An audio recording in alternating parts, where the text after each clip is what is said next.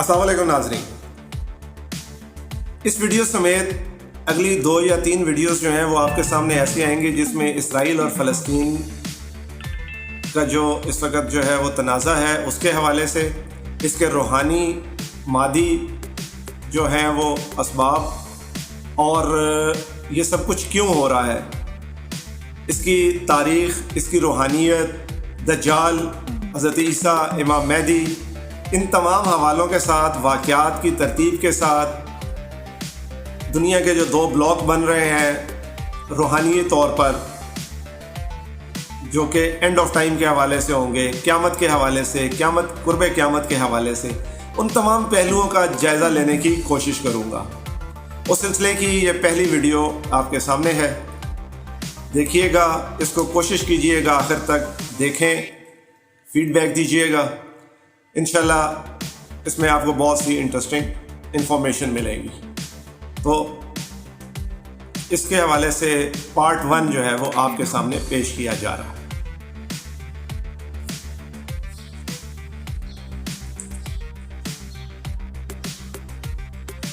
अस्सलाम वालेकुम नाज़रीन, मैं हूं नसीम अब्बास वड़ाइच और आप देख रहे हैं मेरा YouTube channel think tank bye Naseem Waraich. ख़वातीन व हज़रात, इस वक्त दुनिया का जो सबसे हॉट इशू और सबसे बड़ी ब्रेकिंग न्यूज़ है वो इसराइल के फ़लस्तीनियों पर जारी ताज़ा हमले और ताज़ा मज़ालिम है। ये एक मुसलसल जबर का हिस्सा है, कोई नए मज़ालिम नहीं है। इसराइल 1948 से लेके आज तक मुसलसल ये कोशिश कर रहा है कि किसी तरह वो तमाम के तमाम इस इलाके पर कब्ज़ा भी कर ले, और वक्तन फ़वक्तन वो ऐसा करता भी रहता है। नई यहूदी बस्तियाँ तामीर करता है, डिस्प्यूटेड एरियाज़ में करता है। वक्त गुजरने के साथ नो डाउट के हमास और PLO ने जो है वो कुछ ना कुछ मुआहदे इसराइल के साथ कर लिए और किसी हद तक फ़लस्तीन की एक अथॉरिटी कायम हो गई, लेकिन अभी भी सॉवरेनिटी उनको नहीं मिली। पूरी मुस्लिम दुनिया इस वक्त जो है वो एक कर्ब में मुब्तला है। जिस किस्म के मज़ालिम, जिस किस्म की फुटेजेस, जिस किस्म के तज्ज़िये और वीडियोस जो है सामने आ रही हैं, उसने पूरे आलम इस्लाम को डिस्टर्ब किया हुआ। ख़वातीन व हज़रात, जो जारी वाक़यात हैं उनके ऊपर तो बेतहाशा तज्ज़िये आप ऑलरेडी सोशल मीडिया पर, TV पर देख रहे हैं। ये बुनियादी तौर पर ये मसला है क्या, ये यहूदी रियासत क्यों है, इसके मकासद क्या है, मुसलमानों का यहूदियों के साथ इख्तलाफ है क्या, मसला क्या है, और ये जंग कहाँ जाकर रुकेगी, ये बहुत अहम सवाल है। बदकिस्मती से इन सवालों के ऊपर गौर नहीं होता। मैं आज थोड़ा सा तारीख़ी हवालों के साथ इस मौजू के ऊपर रोशनी डालना चाहूँ। ख़वातीन व हज़रात, दुनिया में इस वक्त 3 इल्हामी मज़ाहिब मौजूद हैं। 3 इल्हामी मज़ाहिब, यहूदियत, ईसाईयत और इस्लाम। ये 3 मज़ाहिब 3 अंबिया के पैरोकार भी हैं। इन तीनों मज़ाहिब के पास अल्लाह ताला की नाज़िल करदा किताब भी है, यानी कि शरीयत, और ये तीनों मज़ाहिब एक दूसरे के साथ बरसरे पैकार भी हैं। इनमें सबसे कम तादाद यहूदियों की है, सबसे कम तादाद यहूदियों की है, जबकि ईसाई और मुसलमान एक बड़ी आबादी का हिस्सा जो है वो रखते हैं। उनका तनासब बहुत ज़्यादा है यहूदियों से। आखिरत, बहसीयत मुसलमान हमारा ये अकीदा है कि बिल आखिर ये दुनिया फ़ानी है, तबाह हो जाएगी, जिसका नाम हम क़यामत के तौर पर जानते हैं। और कुरान मजीद में क़यामत का बारहा ज़िक्र आया है, क़यामत की बेतहाशा निशानियाँ बताई गई हैं। अहादीस में तवातर से जो है वो क़यामत की निशानियाँ मिलती हैं। मुख्तसर ये कि ये हमारे अकीदे का हिस्सा है कि ये दुनिया तबाह हो जानी और क़यामत आनी। कुर्ब क़यामत से पहले इस दुनिया में क्या होगा, تو اگر ہم دیکھتے ہیں تو قیامت سے پہلے کی جو تمام گیم ہے، جو تمام انریسٹ ہے ورلڈ کا، جو جنگیں ہوں گی، وہ 3 شخصیات کے گرد گھومتی ہیں۔ جیسے میں نے کہا کہ 3 الہامی مذاہب ہیں، تو یہ اینڈ آف ٹائم جو دنیا کا آخری وقت ہے وہ بھی 3 شخصیات کے گرد گھومتا ہے۔ نمبر 1 دجال، نمبر 2 حضرت عیسیٰ علیہ السلام، نمبر 3 امام مہدی علیہ السلام۔ بڑی دلچسپ بات ہے کہ ہم ان جاری واقعات کو اس اینڈ آف ٹائم کے ساتھ کم ریلیٹ کرتے ہیں، کم تجزیہ ہمیں ملتے ہیں، کم لوگ اس چیز کا عرفان رکھتے ہیں یا معرفت رکھتے ہیں کہ یہودیوں اور مسلمانوں کی جاری کشیدگی اور یہ جو اینڈ آف ٹائم میں 3 شخصیات کا میں نے ذکر کیا ہے، ان کا آپس میں تعلق کیا ہے۔ یہ بڑی دلچسپ بات ہے۔ دنیا میں اس وقت ایک یہودی ریاست موجود ہے جس کا نام اسرائیل ہے، جو کہ دنیا کی واحد ناجائز ریاست ہے۔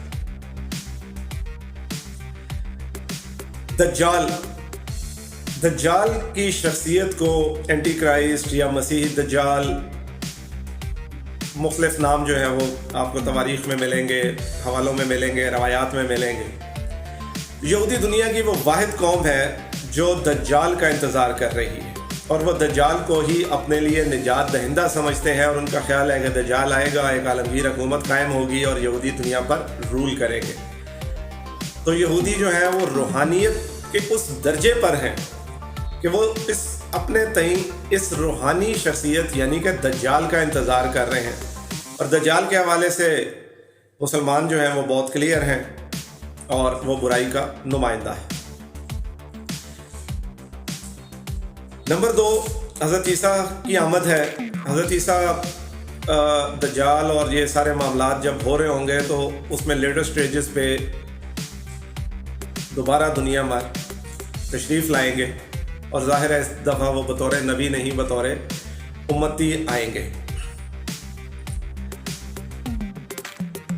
حضرت عیسیٰ کی جو واپسی ہے اس میں بھی عیسائی جو ہے وہ مختلف و نو قسم کے عقائد رکھتے ہیں، مطلب عیسائیوں کے مختلف گروہ مختلف عقائد رکھتے ہیں۔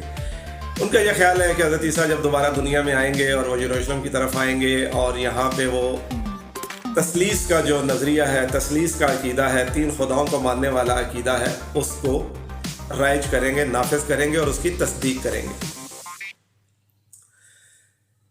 تیسری شخصیت امام مہدی علیہ السلام ہے، جو کہ اسلام کے نمائندے ہوں گے۔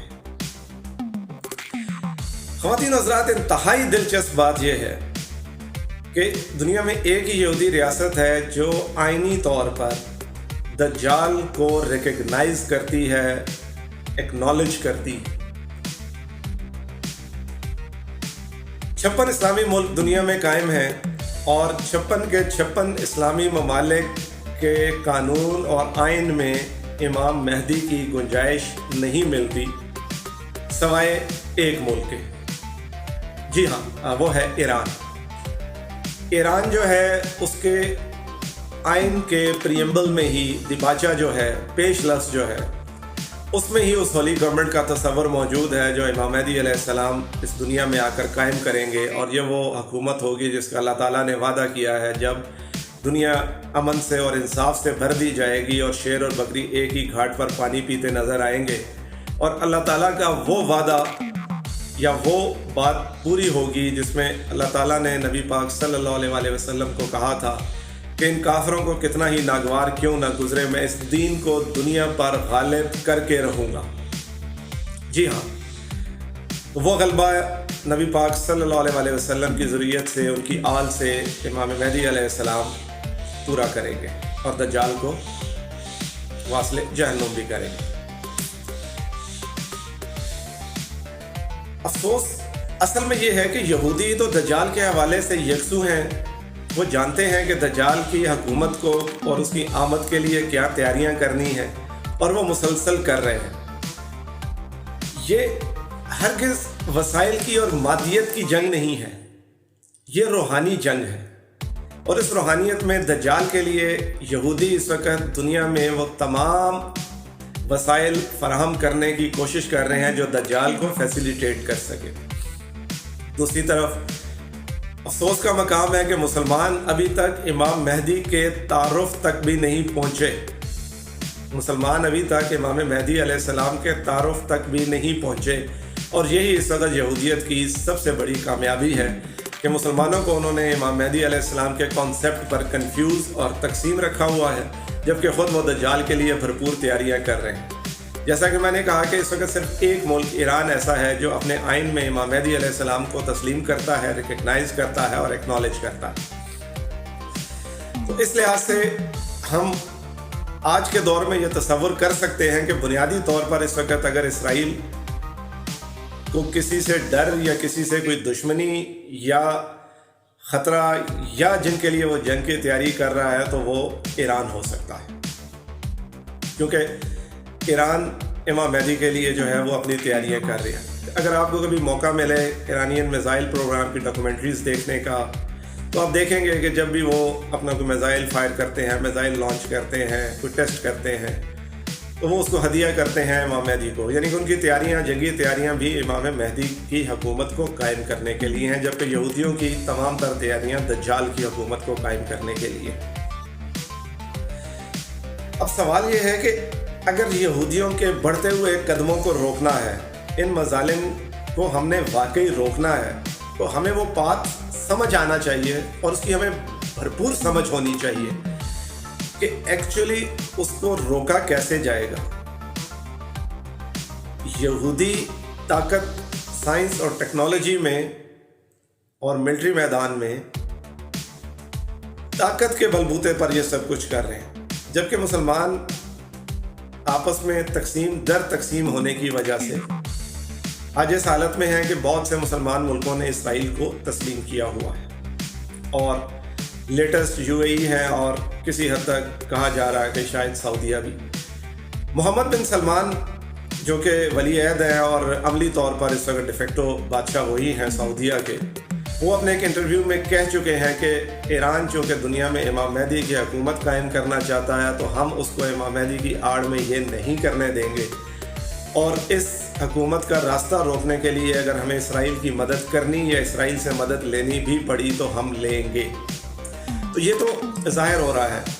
نبی پاک صلی اللہ علیہ وسلم کی حدیث ہے کہ قرب قیامت سے پہلے دنیا 2 خیموں میں تقسیم ہو جائے گی۔ دنیا 2 خیموں میں تقسیم ہو جائے گی، ایک خیمہ حق کا اور ایک باطل کا ہوگا۔ یہاں سے سوال بہت اہم ہے کہ نبی پاک نے یہ نہیں فرمایا کہ میری امت 2 خیموں میں تقسیم ہو جائے گی، یا یہ نہیں کہا کہ مسلمان اور نان مسلم علیحدہ علیحدہ ایک طرف ہو جائیں گے۔ اس کا مطلب ہے کہ یہ ممکن ہے کہ بہت سی طاقتیں جو کہ اس وقت تو مسلمان نہیں ہیں لیکن وہ حق کے خیمے میں اکٹھی ہوں، اور بہت سے مسلمان باطل کے خیمے میں اکٹھے ہو چکے ہیں۔ خواتین و حضرات، دنیا میں اس وقت سب سے بڑا جو ملٹری الائنس کچھ عرصہ پہلے تک تھا وہ نیٹو تھا۔ نیٹو کے تقریباً جو ہے وہ 31 ممبر ہیں، 31 ممبر ممالک ہیں نیٹو کے۔ نیٹو سے بڑا جو فوجی اتحاد اس وقت دنیا میں قائم ہوا ہے وہ سعودین لینڈ ملٹری الائنس ہے، جس کو اسلامی اتحاد بھی کہا جاتا ہے، جس میں اس وقت 41 ممالک شامل ہیں۔ نبی پاک کی ایک حدیث کہ قرب قیامت سے پہلے اہل روم 72 جھنڈوں تلے اکٹھے ہوں گے اور ہر جھنڈے تلے 12,000 کا لشکر ہوگا، اور اس لشکر کی جنگ جو ہے وہ امام مہدی سے ہونی ہے۔ 41 اور 31 محمد بن سلمان کا بیان دیکھ لیا جائے تو اس وقت 71 تو 72 جو ہے وہ پورے ہوتے ہوئے نظر آ رہے ہیں۔ کہیں یہی دنیا 2 خیموں میں بٹ تو نہیں رہی۔ ہمیں دیکھنا ہوگا کہ زیادہ تر اسلامی ممالک کہاں جا رہے ہیں۔ اب آتے ہیں کہ اسرائیل کے خلاف دنیا میں اگر کوئی مسلح جد و جہد ہے تو وہ کون کر رہا ہے، کیونکہ ہر اسلامی ملک جو ہے وہ مذمت بھی کرتا ہے، OIC کے پلیٹ فارم سے بھی مذمت ہو جاتی ہے، بہت سے غیر مسلم ممالک بھی اسرائیلی مظالم کی مذمت کرتے ہوئے نظر آتے ہیں۔ تو PLO جو کہ یاسر عرفات کی جماعت تھی، اس کی مسلح جد و جہد نہیں رہی۔ حماس فلسطین کے اندر وہ جماعت ہے جو مسلح جد و جہد کرتی ہے اسرائیل کے خلاف۔ اب سوال ہے کہ فلسطین جیسی ایک چھوٹی سی ریاست کہہ لیں، اتھارٹی کہہ لیں، اس کو کہاں سے کمک اور مدد ملتی ہے؟ یہ نظر دوڑانا بہت ضروری ہے تاکہ یہ دنیا کے ان 2 بلاکس میں ہے یہ چیز کلیئر ہو سکے۔ تو حماس کو تمام تر امداد، چاہے وہ ملٹری کی امداد ہے، چاہے وہ فائنینشیل ہے، جو کچھ بھی ہے، وہ لبنان کی حزب اللہ سے ملتی ہے۔ حزب اللہ کے اس وقت موجودہ لیڈر کا نام حسن نصر اللہ ہے، اور حسن نصر اللہ کی چونکہ ویڈیوز سوشل میڈیا پر موجود ہیں، یوٹیوب پہ آپ ڈھونڈ سکتے ہیں۔ تو حسن نصر اللہ اپنی جو فکر ہے وہ ایران سے لیتے ہیں، یعنی کہ فکری طور پر وہ ایران کو فالو کرتے ہیں۔ ایران اور حزب اللہ کے درمیان پل کا کردار ادا کرنے والا ملک شام ہے، جہاں پہ بشار الاسد کی گورنمنٹ ہے۔ تو ایران براستہ شام حزب اللہ کو سپورٹ کرتا ہے، اور حزب اللہ کے ذریعے اسلحہ، مطلب شام اور حزب اللہ کے ذریعے یہ اسلحہ، گولہ بارود، راکٹس اور یہ سب کو جو ہے وہ حماس تک پہنچایا جاتا ہے۔ حزب اللہ کے علاوہ ایک اور جماعت القدس بریگیڈ کے نام سے ہے، جس کے سربراہ قاسم سلیمانی تھے، جو غالباً 1 سال ہوا امریکہ کے ڈرون حملے میں عراق میں شہید کر دیے گئے تھے۔ تو اسرائیل کے خلاف مسلح جد و جہد 1967 کی، جو کہ آخری عرب اسرائیل جنگ تھی، اس کے بعد سے اب تک 1967 سے اب تک 2020-2021 میں واحد مسلح جد و جہد یا اسرائیل کے اوپر اگر کہیں سے حملے ہوتے ہیں تو وہ حماس اور حزب اللہ سے ہوتے ہیں۔ 2005 غالباً 2005 یا 2006 کی بات ہے، حزب اللہ اور اسرائیل کی 33 ڈیز کی ایک جنگ ہوئی تھی۔ یہ آپ آرام سے گوگل کریں، آپ کو تفصیلات مل جائیں گی۔ اور اس 33 دن کی جنگ کے بعد اسرائیل نے نہ صرف یہ کہ شکست تسلیم کی تھی، بلکہ ان کے آرمی چیف اور غالباً ایئر چیف یہ سب ریزائن بھی کر گئے تھے شکست تسلیم کرتے ہوئے۔ تو دنیا 2 بلاکس میں تقسیم ہوتی ہوئی نظر آ رہی ہے۔ ہمیں اس وقت جو موجودہ حالات ہیں اس میں دیکھنا ہوگا کہ کون صرف اور صرف الفاظ کی حد تک جو ہے وہ ڈن پٹاؤ پالیسی کر کے مسلمانوں میں پاپولر ہونے کی کوشش کر رہا ہے، اور وہ کون سے گروپ مجاہدین یا ملک ہیں جو اسرائیل کے خلاف واقعی ہی مسلح ہو کر جد و جہد کر رہے ہیں۔ یہ کلیئرٹی ہونا بہت ضروری ہے، کیونکہ کاغذی ہیرو بھی آپ کو نظر آئیں گے، مسلم ورلڈ میں سو کالڈ ہیرو بھی آپ کو نظر آئیں گے، جو اسرائیل کے خلاف بیان بازی تو کرتے ہوئے نظر آئیں گے، لیکن اسرائیل کے ساتھ تجارتی اور سفارتی تعلقات کو بھرپور قائم رکھتے ہیں۔